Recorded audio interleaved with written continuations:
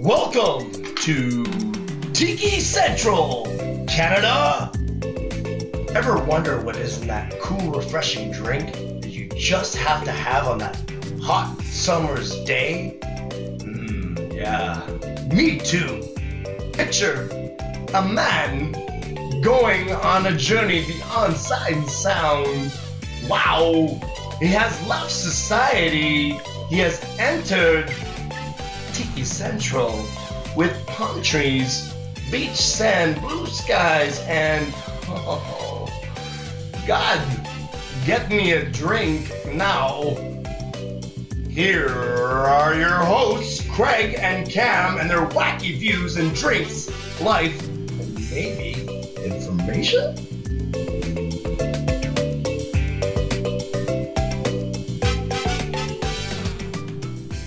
All right, folks. Hey, how we doing? Hey, everyone. We're back.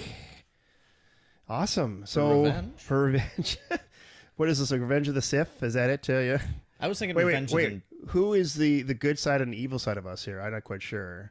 Are you the dark side or you're the light side? Well, I mean, last time I checked, Luke Skywalker had a full head of hair.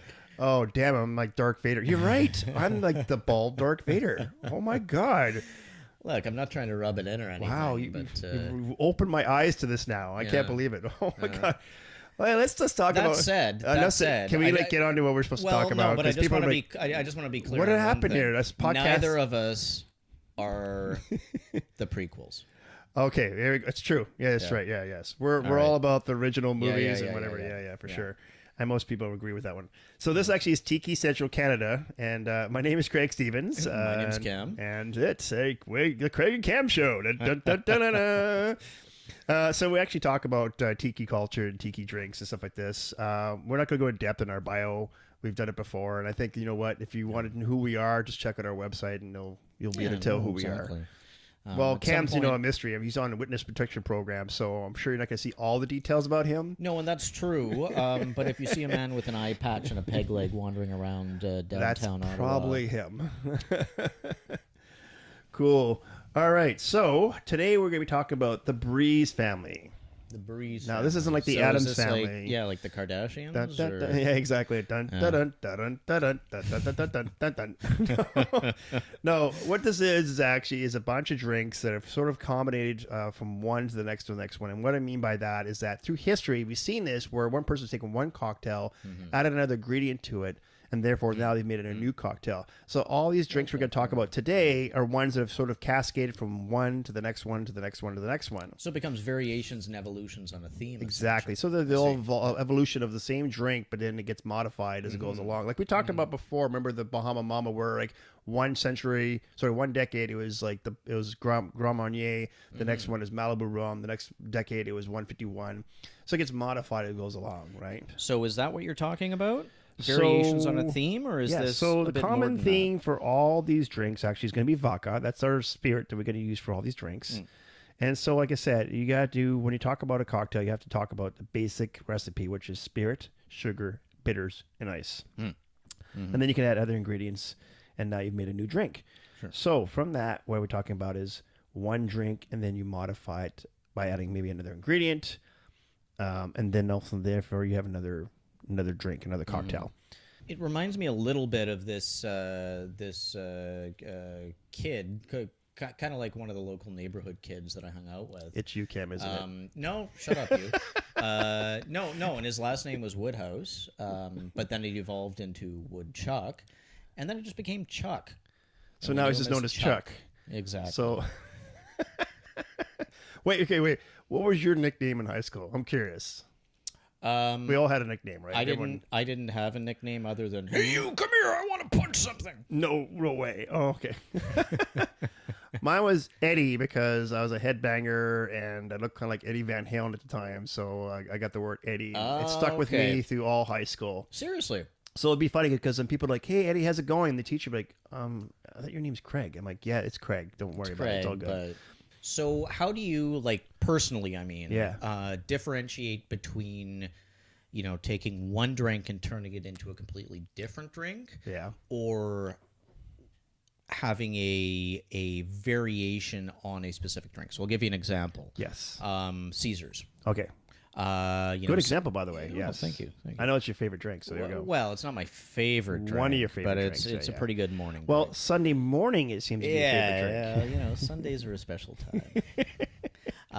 But no. So a Caesar, you can get it dirty with a lot of Worcester sauce. You can get it really, really spicy. You can have beans. You can have there's there's varieties that you can do, but it still sort of fits within the same category. Right. So some of that actually is like what we called before, we talked about before, signature drinks, different places you go to. Sure. Like you go to one place and the Caesar's got a bean in it, which we do. You go to another place, they have a pickle in it. And they go to another place and they've got, horseradish in it. And also, too, it comes down to, and I mean, when you talked about it in foreign podcasts, is that the customer is the end all to be all. So if you like your Caesar with horseradish, and I got horseradish, I'm going to put horseradish in it because I know you love horseradish in your Caesar. But it remains a You know what I Caesar. mean? Is really It's what still I'm a saying. Caesar. Yeah. Now, and you can have a these- vodka Caesar. You could have a gin Caesar. Right. Now, these drinks, what it is actually you're adding a whole nother, let's say maybe another spirit or another ingredient completely. Yours is more talking about like you start off with just a basic Caesar and then you're modifying it like with a garnish or another ingredient. These ones are actually they're actually modifying the recipe. Okay, so it's sort of the difference between like a Honda Civic with a spoiler and like an NSX with a spoiler. Exactly. Yeah. Okay, I Yeah. gotcha. That's the way that works. Yeah. For sure. Okay. So what types of stuff do these drinks have in them? You've got a variety of alcohols. Yeah. Um, So let's break down actually all the drinks we're going to talk about today. So the very basic one is the screwdriver, which everyone kind of should know. It's a vodka and orange juice. And that started in 1938. And then that goes into a Cape Cod, which was originated in 1945 by Ocean Spray, actually. That was their sort of signature cocktail that got them on the map. so I assume that's basically a screwdriver with a cod stuffed into it. Yes, there's a fish in there. That's it. It's for the fishy, I say. Yes. Yep. So and just to be clear, this is an evolution. Right through time. Right. So Where it someone's like- started off as a screwdriver. Then and went to a Cape Cod. Oh, okay. Now we went to a Bay Breeze. A Bay Breeze started in 1960. So the Bay Breeze has got vodka, cranberry juice. So there you go. There's your Cape Codder. Okay, Now yeah. you're adding pineapple juice. Okay. And that gives it more of a fruitier taste to it, more of the tropical taste to it. Yeah, absolutely, And therefore, yeah. that's what it's called the Bay Breeze. I see. Then you go to a Sea Breeze. Okay, and that one is the vodka and the cranberry again, same thing. But now we're adding grapefruit juice, so it has more of a tart side to it. So Sure, the difference citrus. between a Bay Breeze and a Sea Breeze is literally sweet and tart. Okay. That's what you're looking at there. Exactly. Anyways. Okay, that's cool. So like were these drinks always the same? Through time, you mean, like we talked about Yeah, before? no, exactly. Like, so the screwdriver was a screwdriver back in the day and continues to be the same drink today, or Did it get changed through the decades? Like we talked Exactly. about before. Yeah, We did no, Bahama exactly. Mama, remember? Yes. Indeed. So, yeah, remember we talked about also, I can't remember what episodes back this was. We only have 10, but I can't, for strange reason, I can't remember it. So we talked about one point that vodka was introduced into the North American community, or sort of region, the North American region, in the 40s. So before that, all these drinks that we know now, for the bulk of it, was made with gin. Right. So the Bay Breeze used to be originally made with gin. Well, and gin's a very strong flavored spirit. Right. It's also more expensive spirit. If you think about it, it was kind of back then, especially back then, that was something that, that only the good, the well-off people would have. Like if you were just a commoner, you wouldn't have gin. You would No, have I'd have moonshine or something. moonshine or vodka or rum, right? Right. Yeah, those are the ones you had. Now, my Bay Breeze, when I make it, I also add peach schnapps just to give it a little bit of more of a kick. Sure. No, that actually sounds really Yeah. good. And the Sea Breeze also was started off with gin, but then also had apricot brandy, grenadine, and lemon juice. So it was actually more complex Yeah. than it is now. And you want to know why? Right, because now it's vodka, cranberry, and grapefruit. That's it. Yes. Okay. So Wow. how did this drink go from a very complex, Yeah. lots of layers to it, to also something that's very simple? Tell me, Craig. I must know. So in the 60s and 70s, we went through a craze where cocktails were not about the quality of the cocktail. It was more about the speed and how fast I can drink the cocktails. So we went through a stage where we had a lot of clubs and discotheques and things Sure. like that. It was all about So- volume. the drinks got more and more simple. Sure. And So they could the so they taste could was not swing the one of issue. them Is more more than how one. fast I can Right. how many of these can I drink. Right. So I think what had happened in that situation with the sea breeze was that, oh well, this is too complicated to make, over and over and over again. So Sure. we'll just simplify it. Sure.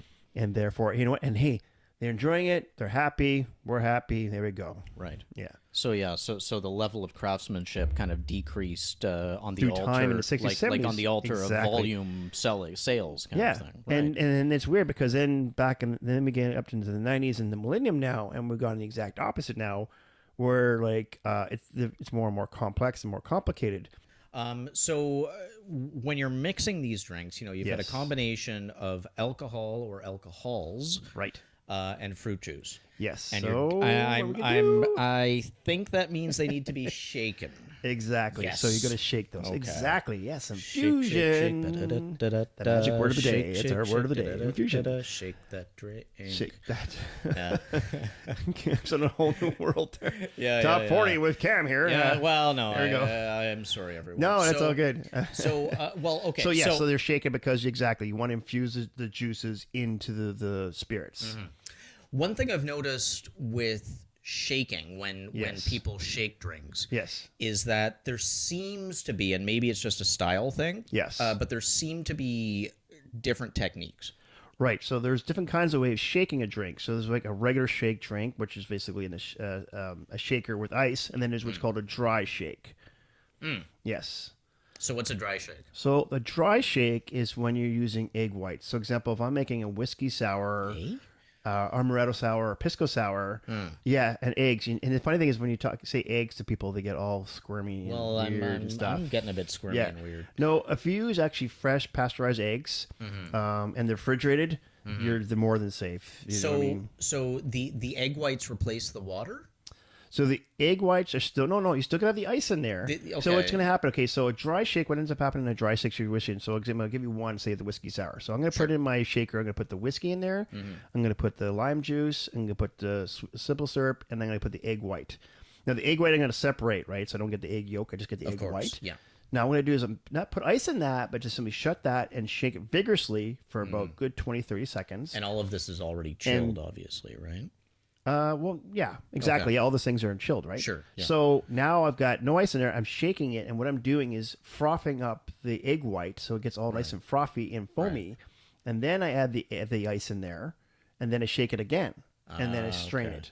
Okay. So basically, not putting the ice in the first time is what you're doing is making the egg white your vibration vigorously. It's so it essentially like a froths it up. blender without a blender. Yeah, so you're frothing it up. manual. Okay, exactly. yeah. Then the ice is going to go in there, and then what that's going to do is do like we talked about, the dilution and the infusion. I see. Yeah, and that's how you get that.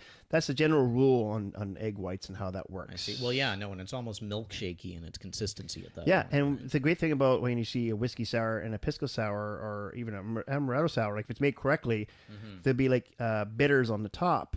So it's like this nice foam you get along the top, good Right. half-inch of foam, Right. and then like little bitter droplets just to sort of give it the little extra. It's like an alcohol cappuccino. Yeah, exactly. Yeah, pretty well. Yeah, yeah. It looks like basically like cappuccino. Yeah. Well, Exactly. I mean, I find it funny because I think about those poor, and I'm saying this somewhat ironically, but those poor. Police who had to deal with prohibition back in the day. Oh, I can imagine. And Jesus. they'd come into a place and there'd be people drinking these weird concoctions, and it would Yes. be their responsibility or the cops' responsibility to decide, hey, that's an alcoholic drink. Or That's a whatever. beverage. You need to get rid of that. Yeah, I You're mean, under arrest. It must have made rulemaking a massive headache. Oh, jeez. But yeah, because I mean, I guess you could have non-alcoholic beverages right back then too. I mean, but yeah, it's weird because you go into an establishment like, okay, so who's drinking, who's not drinking, and how do you police this? Well, no, exactly. Yeah. especially when everyone starts screwing for the doors, right? Like, okay, you know what I mean? First thing, if I was in that situation, I'd drop my drink and start running for a door. Yeah. Because like, is this I your need to drink, see a man sir? about a No, horse. that's not my Yeah. drink at all, sir. I don't know what you're Don't talking know him, about. never saw him. I had a water. Yeah. like how do you justify that? I have no clue. Yeah. So, like, I mean, back in the day, there were a ton of weird, I'm not going to say dumb, although they were dumb Yes. Well, they learned eventually, like, you know what, this isn't working. Yeah, and I mean, I know there's certain places, at least in the States, and I imagine there's some in Canada too, that are dry counties, and they have kind of obscure rules about what you're allowed to drink or when you're allowed to drink There's it, or if you need to be standing on one rules leg and laws and all that. stuff, for sure. Care to Oh, yes. educate me Actually, on that? since I worked in the States, actually, I That's came right, Chicago, right? Yeah, mostly in Chicago. I did work in Indiana and Michigan and Nashville and St. Louis as well. Wow. Yeah, kind of got all the way around. I was building restaurants and bars and stuff like that. It was a fun time. You've been around the block. I've been around the block. Yeah, just a tad. I know, and they're like, "Hey, the Canadians here." It's like, Hey. what's that supposed to mean? I don't understand. No one knows. And what they are laws that they're out there, but you know they kind of really never used. You know what I mean? They kind of laws that they're out there, but never really get enforced. but they're never enforced. They're never really enforced. You know, they're just kind of silly rules that probably. It's like you can't bring a pig to church on Sunday. Yeah, they kind of like. I'm sure they happened from way back in the days or whatever, and they just never got rid of them. Right? Yeah, there may have been a logic to them at some point, but it's certainly lacking. So here's a couple rules that actually I found when I was down there and came across. And one is really funny, especially in our business, being that we're dealing with refreshing cocktails and things like this, and something that's, you know, wants to make you come and draw you in. Sure. Is that according to the Bureau of Alcohol, Tobacco, and Firearms, so the BAFT in the States, you cannot use the word refreshing to describe and utilize and advertise an alcoholic beverage. You can do it for hey, Coke. It's very refreshing. You cannot do it for beer. You cannot do it for beer. But beer's refreshing. I know. You cannot use the word refreshing What to about advertise. Pink Zinfandel? That's refreshing. That's refreshing. Yeah. So Okay, hold on. I got one for you. Oh, there we go. Vodka-infused watermelon. Vodka infused watermelon. There you go. That's Okay. refreshing. That's refreshing. And how many of us have done that? Yeah. Oh, my God. But trouble if the ATF gets wind of it, is what you're saying. That's right. Yeah. You're in a hotel room. Boy, this sucker watermelon is very and then refreshing. the door gets kicked down. Bam! Yeah. Okay, I gotcha. Another one that's cool is in Iowa, it's illegal to start a tab. So every drink you order in Iowa, you have to pay for as you go. Man. You can't the start a tab. opportunities for like making math mistakes. I guess you can't like you can't get a drink and dash kind of thing going on, like you know what I guess, mean, yeah. because you're paying for it as you go along. I mean, I have to admit that I've been to a fair number of bars where that's kind of the standard, but I think that's more about, you know, keeping their sketchy clientele from wandering off. So what? There's a lot of sketchy people in Iowa, I guess. Is that how it works? Well, Hello, have you ever been to New York, my friend? Holy jumpins! like, isn't Iowa where the potatoes grow? Yeah, don't you think those would be friendly people? You'd think so, but Farmers, come apparently on. not. Well, you know, maybe they're all Australian or something. Descended from criminals. Now, hey, in Texas, the Complete Encyclopedia Britannica collection has actually been banned because of one volume that actually has a recipe for homemade beer. So apparently, if you're in Texas, you cannot get the Encyclopedia collection because it's one issue that's in there that has a recipe for, you know, homemade beer, because, you know, we don't want people to read. So does Texas Information have the is internet? deadly. I know. Because I feel like there's a bit of a gap in their regulatory firewall. Yeah, and also too, but hello, it's called YouTube. Yeah. You don't have to read to know how to make beer. Yeah. You go on YouTube, go how to make beer in the search engine, and guess what? Now you know how to make beer. Well, you know, you don't have to be smart to live there, boy, but you get to carry a gun. So There you go. Well, that I don't know if that's a plus or not. In Iowa, it's in Ohio. Ohio. In Japan, to say hello, you say Ohio gozaimasu. So what do they say when they're actually in Ohio? That I don't know. Where am I at? Ohio. Yes. Ohio. Hi. No, Hi. you're in Ohio. Yes. Hi. The law states that it's illegal to do fish drunk. To do fish drunk. So no fishing drunk. Oh. So in other words, the fish can't be drunk and you can't be drunk. Well, what the hell's the point of fishing if you can't be drunk while you do it? I'm pretty sure this rule gets broken on a daily basis. And who's enforcing this? I mean, is there That's a there very good Mounties? question. Is there Yeah. like state troopers and canoes like just sort of paddle up to you and hey, what you got there, mister? Yeah. Is that a 6-pack? Hey there, boy. Show me the name of that bottle you I got tell you there. what, you give me the 6-pack, but keep the gun. Yeah. Move the dynamite aside. I think I saw a bottle in there. That's it. You wise guys, you think you're smart, eh? In Fairbanks, Alaska, it's against the law to give a moose any kind of alcohol. Well, that's just good advice. That's probably smart. Yeah. First of all, who wants to get even close to a moose? Yeah. Okay, in that So what- situation. okay, if the plural of mouse is mice, So why is moose not mooses or meeses? meese. I mean, is it? I don't know. No, it's moose. It's moose? Yeah. So goose and geeses? Is that how it works? Geese. Geese. Yeah. Like, it's weird. Yeah, moose is moose. Should be meese. Yeah. From here on in, that's how we're treating it. You got it, boss. I'm making the drinks, goddammit. That's how it works. Hey, as long as you keep them coming. All right. Now in Oklahoma apparently it's Oklahoma. Oklahoma. Now you have to store all your alcohol at room temperature. Now So- that's cool for spirits, but that's gotta suck for beer. Well, I mean, it could be okay, like if you're going like England style. Guinness, yeah, yeah, stout. or like ales or whatnot. Because but- there's some guy in Oklahoma going, "Hey matey, do you have a stout by chance?" That's a good point, and please never do that accent again. I know, it's brutal, it's awful. I can't help it. It just had to be done. It had to be done. Yeah. All right, then next one. Okay, Colorado. Yeah, we're hitting all the states here, by the Yeah, way. they got legal weed there. Well, also, it's illegal to ride a horse under the influence. Of what? I guess alcohol. Jeepers So, in other creepers. words, weed up because alcohol's banned. Well, apparently, now I've heard this, and this is going to be an interesting, angle for us at some point. Yes. But from all I've heard is that we are in the running for some marijuana infused beer at some point. Now, you know what? I have actually heard this from one of my owners that apparently there is a brewery You're your own man, Craig. in BC. No, actually, it's not me. It's my owner. But apparently in BC, there actually is going to be a brewery brewing weed beer. Yeah. Yeah, I've Yeah, when actually I heard don't- that through the grapevine. Yeah. Yep. Yeah. So, but you know what the fuck is? Okay, so Colorado, I'm sure every single person there has. Are you empty now? Oh, that was a good beverage. There you go.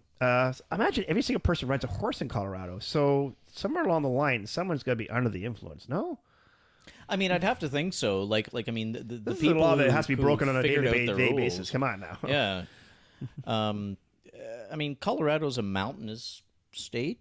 And climbing hard to enforce well, anything climbing there, right? sucks. So, I could see owning a horse in Colorado. And drinking at the same time. Definitely can see that happening. Well, and actually, I have a question. Is Okay. this riding a horse while you are under the influence? Yes, it's Or illegal. riding a horse that is under the influence? Because there's a subtle but significant difference there, my friend. This is like the cowboy song. What is that? To save a horse, ride a Ride cowboy. a cowboy. Yeah, you got it. No, the horse can't be under the. Okay, this is going back to the moose thing. You can't. Same thing. You cannot give a horse illegal alcohol. No and you can't interference be with the drinking wildlife. on a horse. I gotcha. All right. All right. So we're gonna go on to a new segment. Yeah, well, actually, if I can interrupt here for a Sure, moment. go for it. We've been talking for, I don't know, I figure a good 20 minutes or so. And it past your bedtime? I'm getting a bit droopy here, but I'm still not entirely clear as to what we're talking about. Okay, so this new segment we're gonna call it "Where Did It Come From?" Where did it come from? So when we do this segment, what we're gonna cover a brand of rum and where it originated from. Cool. Yeah, so every single time the segment starts, what we'll do is we'll have a rum that we will sort of feature rum Right. and where it came from. So what are we doing Today. like what's number one here? So today we're going to talk about the St. Lucia Chairman's Reserve Rum from St. Lucia. Yes, if you check out Well. the Caribbean map behind me there, you can see St. Lucia. Nice. And I mean, Yeah, if it's down good enough for the south. Yeah, yeah. chairman, That's right. Then it's good enough for me.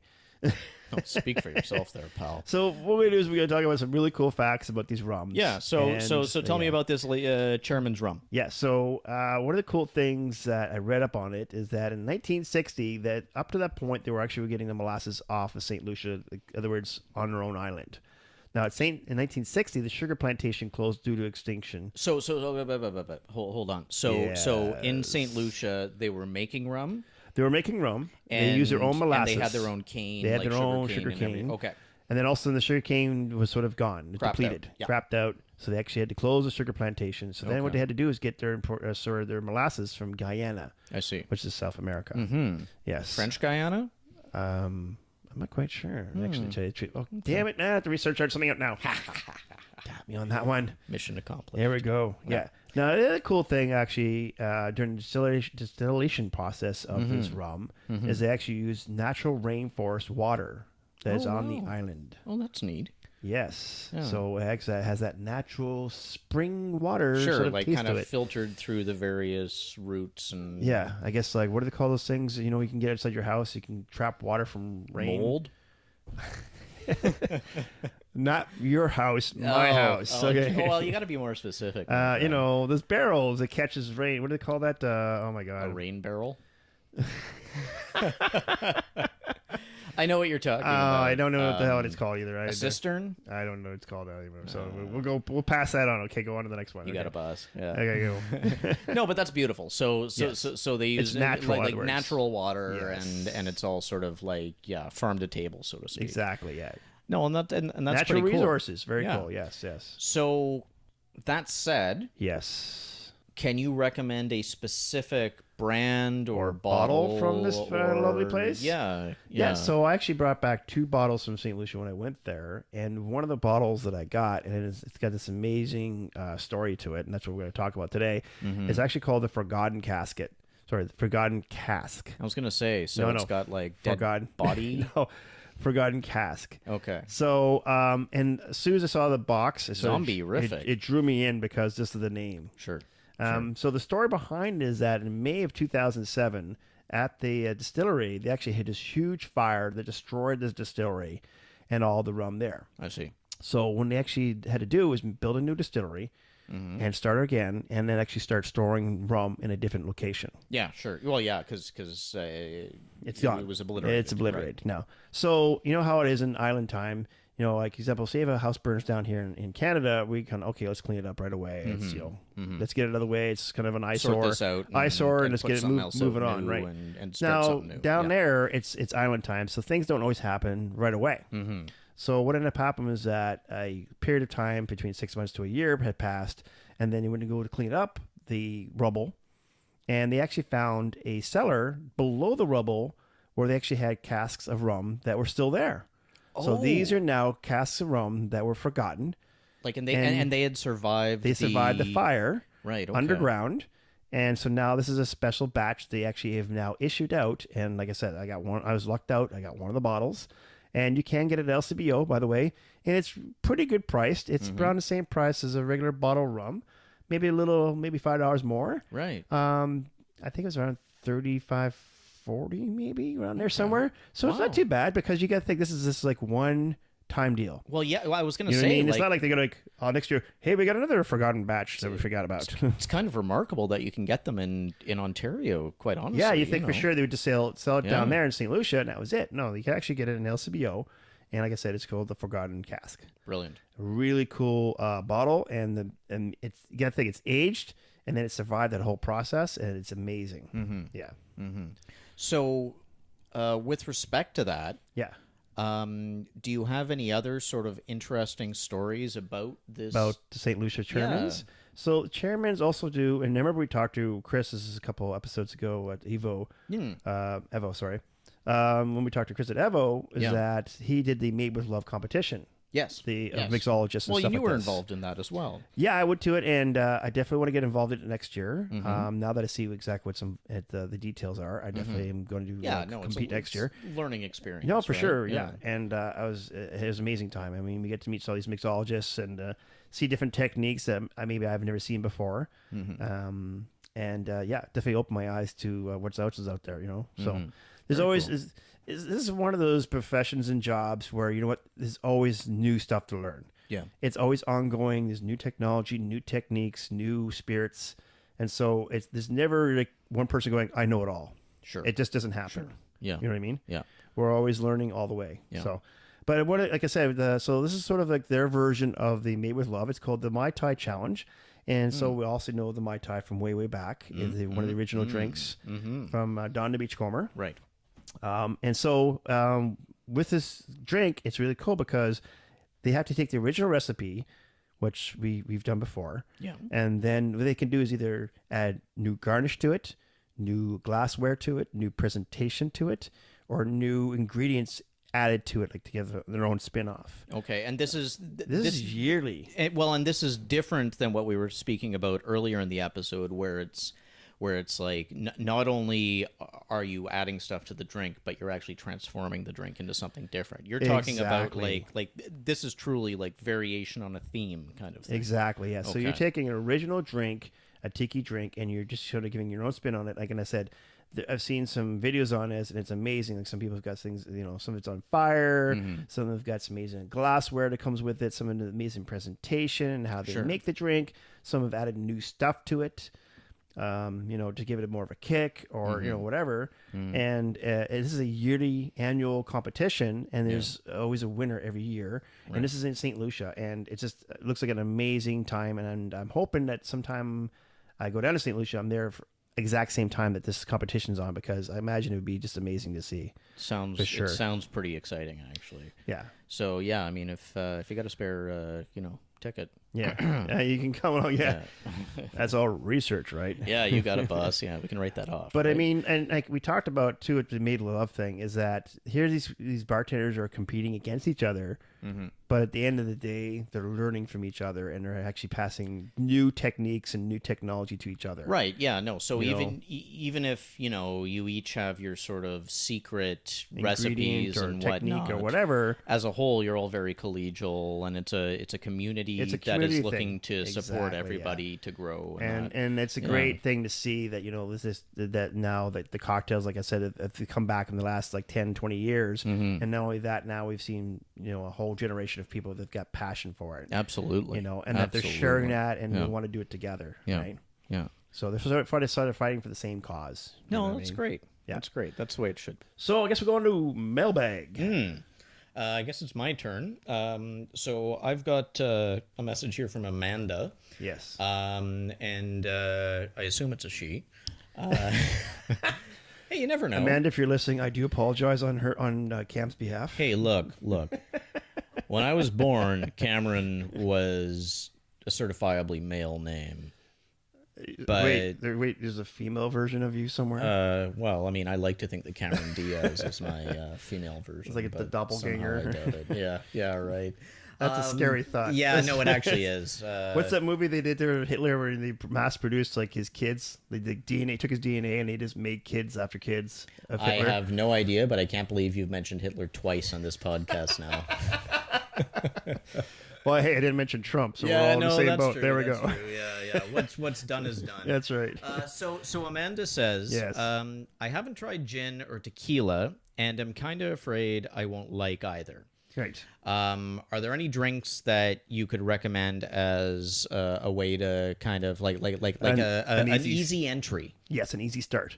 So a really basic one that you can do, and it's funny because when I bartend parties and stuff like this, I actually make drinks with gin. And it's hilarious because I'll meet people like, oh my God, your drinks are amazing, but I don't like gin. And I'm like, well, just FYI, you're drinking gin. It's like, no way. Yeah. So, like you talked about, as long as you put it in layers and you put the right ingredients with it, it really does complement the gin, and it actually ends up making it really stand out and pop. And so one of the ones that obviously everyone knows is like the Tom Collins. Sure. So Tom Collins is basically gin, your simple syrup, your lime juice, and your soda. So if you like, say your drink's a little sweeter, you put a little more simple syrup. If you like your drinks more tart, then you put more lime juice. And that's a really basic, easy recipe that you could use to kind of introduce yourself or even your guests to gin. Right. For tequila, now I'm not a big tequila guy, but I do work with tequila, and actually did make up a new recipe just recently. And of course, Norma named it. Yes, the girlfriend, that's her job. I make them, she names them. So there we go. That's good. It's called Plata Frisca, and what that means in Spanish is silver refreshing. Oh, nice. So, yeah, and the reason why it's called silver because it actually has tequila silver in it. Ah, 1800. Yeah, if you have 1800, it doesn't have to be 1800, but 1800 is what I used. Yeah. So I used 1 ounce of the tequila silver. I used 0.5 of a Galeno, which is a vanilla liqueur. It is a rare liqueur that you're not going to find on most. Actually funny because every bar has it, but they never actually use it. Okay, right. It's one of those bottles you see all the time that never moves. Dusty and kind of stuck Dusty at up the in the back. corner. So Yeah, if you see it, dust it off, use it. Gotcha. 0.5 of a maraschino liqueur.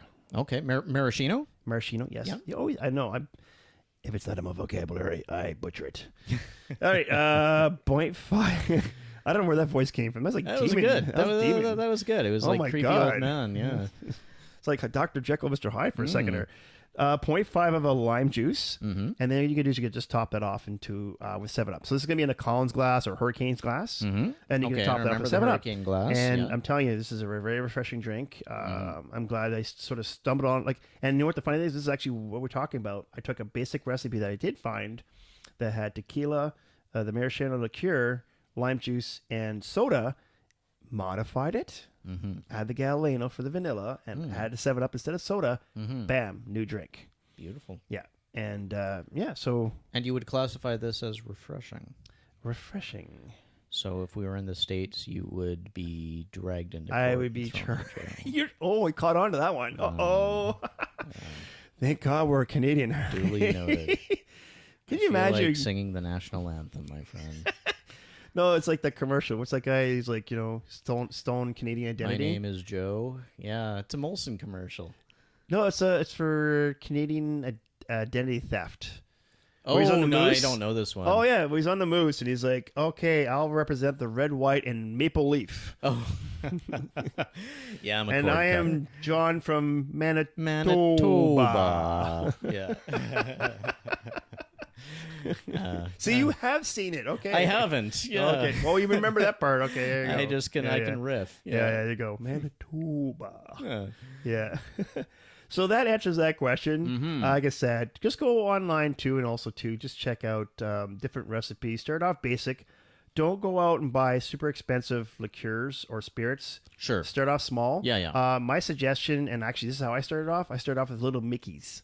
So don't buy like the 26 ounce or Sure. the 40 ounce. Like just go with the 12. Just go Yeah. with the little 12 ouncer. Try it out. You've got enough kind of like leeway to with make 12 to kind of screw about around 10 a little drinks, bit. and Sure. then you'll know by then if yes or no. Yeah. Like example, I bought the Saint Germain elderflower cordial, and I bought the small bottle because I was like, okay, let me try it. If I don't like Yeah. it, then I didn't waste a lot of money. Well, yeah, no, it's fairly You know, pricey. Like some of these it's things very can pricey. Get, yeah. Oh exactly. yeah. Some of these liqueurs are very pricey. So, start off small and then work your way up. Yeah. For sure.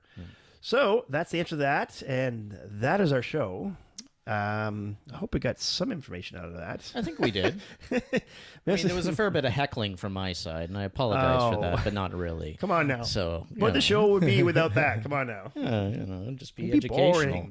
boring. It'd be like the Encyclopedia Britannica there. Yeah. Yeah, that's right. And we all saw how well that worked. Yeah, exactly.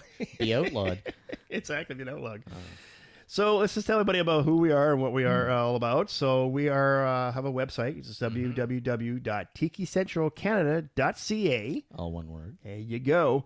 And on there, you'll see pictures of me and Cam. And like I said, if you want to see our bio, it is there. Also, too, you'll see links to iTunes and Google Play. So what that does is when you click on it, it makes you subscribe to our podcast, which is great because anytime we bring out a new episode, you'll automatically be notified. And there you go. It's very easy peasy. Yeah. And like I said, I do mine in the morning. I check my podcast and boom, hey, there's a new episode. I'm going to listen to that today. I'd almost go so far as to say that it was easy peasy lemon squeezy. Lemons. Ooh. That almost sounds like a cocktail name. I'll leave it to you to figure that out. There we go. Yeah, but no, but hey, then you know what? Then Norma wouldn't have a job, and then that's it. We'd be in trouble. So yeah, on there also too is all the direct links to all of our podcasts we have, so you can just stream them if you want to.